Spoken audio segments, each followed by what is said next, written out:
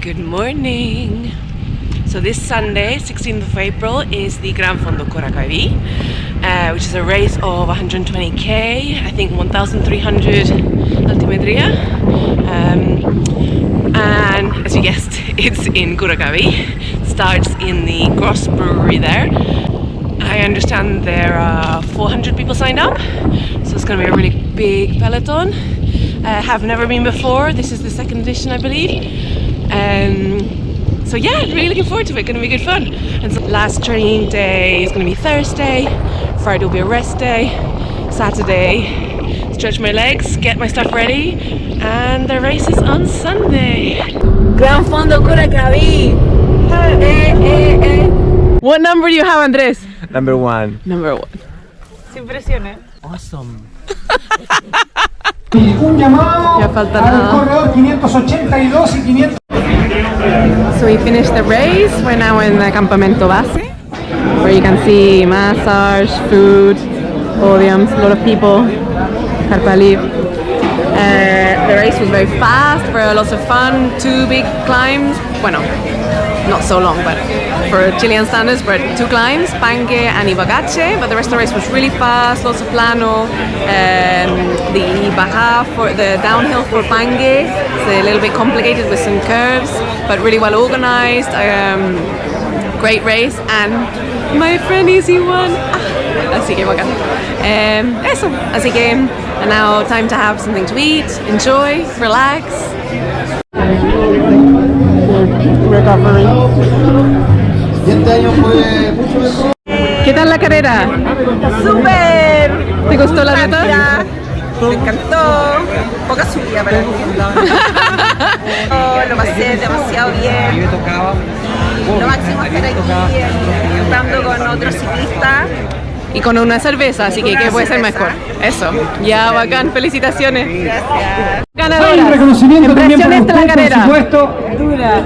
¿Sí? Don José Tomás Infante, ahí lo vemos corriendo. Oye, por favor, acá les pido un caluroso aplauso. Cuando íbamos pillando la cata fue para un hombre también que ha apostado por el desarrollo del deporte y ha dicho cervecería Kross quiere ser la casa oficial del Gran Fondo Curacavi, y aquí lo tenemos, don José Tomás, muchas gracias en nombre de todo el público y de los segundos para Isidora Solari.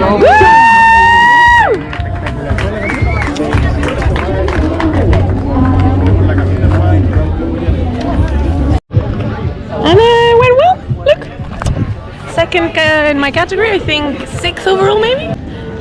Now obviously I've forgotten about all of this, where we suffered, where it was awful, where I felt like I didn't want to do it anymore. But really nicely organized, lots of food, great prices, everyone seems having a great time. So now I'm home and clean and showered and eating an ice cream. My price to myself. Exhausted, have to go to work tomorrow. It's the worst thing about doing a race on Sunday, thinking about the next day. But feliz, super feliz. So it's now Tuesday after the race, so I'm a little bit more recovered. And I just wanted to comment about a few things that I forgot to mention in my video from the day of the race, because obviously on the day, so many other things going on in my mind. So one of the things I wanted to mention was a little bit about the kit that they gave us with the race. It included a really nice jersey from Rosola, and something that I really liked about this race was that it wasn't an obligation to wear the jersey from the race on the day of the race. So that meant that you could go in your team jersey, had a really nice colourful peloton, so that was something I really appreciated.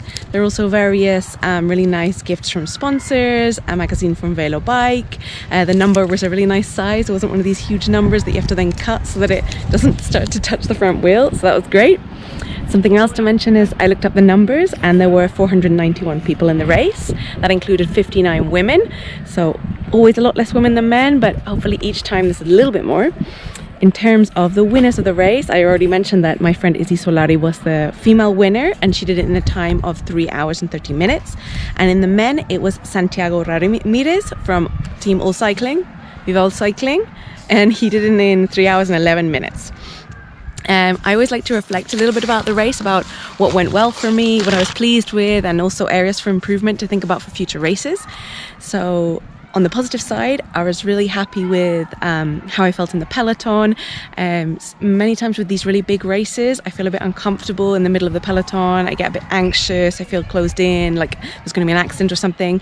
And sometimes, as a result, with all this anxiety beforehand, I don't position very well in the start. This time I positioned at the front with Pia and Alfredo, and I managed to maintain myself at the front in the neutralized section. I felt really comfortable.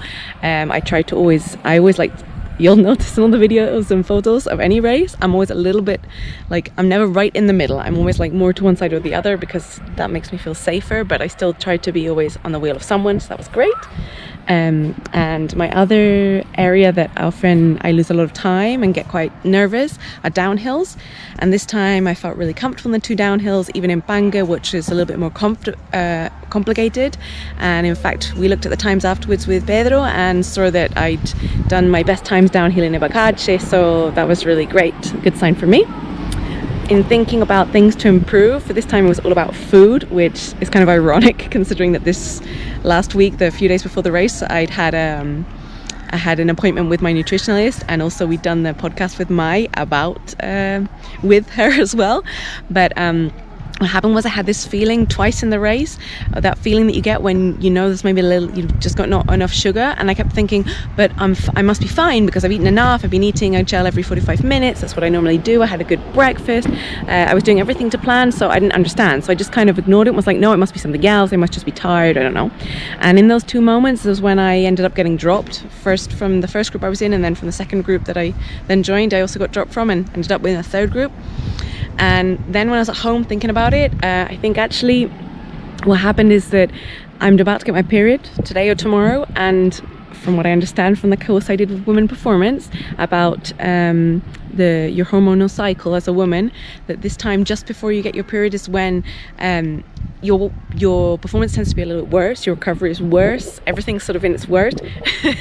but studies have shown, or the study they showed us had shown, that if you have a higher level of sugar in your blood, so you eat more, you can completely counteract that and get your best performances. So really I should have been eating more like every half an hour instead of every 45 minutes, I think, for me. I don't know, I'd love to hear what other people think about that.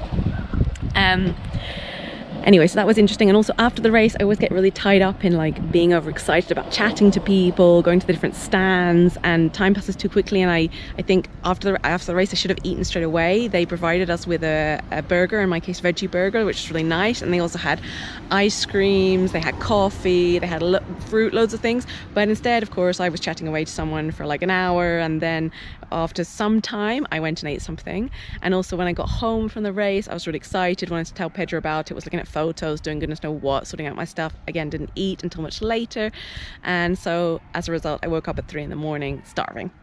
Other than that, great. Yesterday I just stretched my legs a bit by going to work and back on the bike. In the evening I did something else, cut my hair. And today went back to the normal training plan, so trained in the morning on the way to work, Torque, and this afternoon I now have a personal training session with Jaime.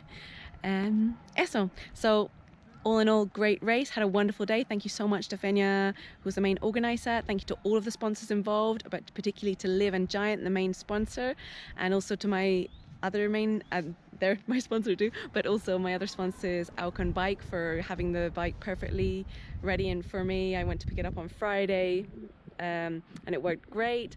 And also Gist for my beautiful outfit. And I hope you enjoyed the video. I'd love to know what you thought of the race, if you think about going in another year. So remember to like, subscribe, comments, etc. Ciao!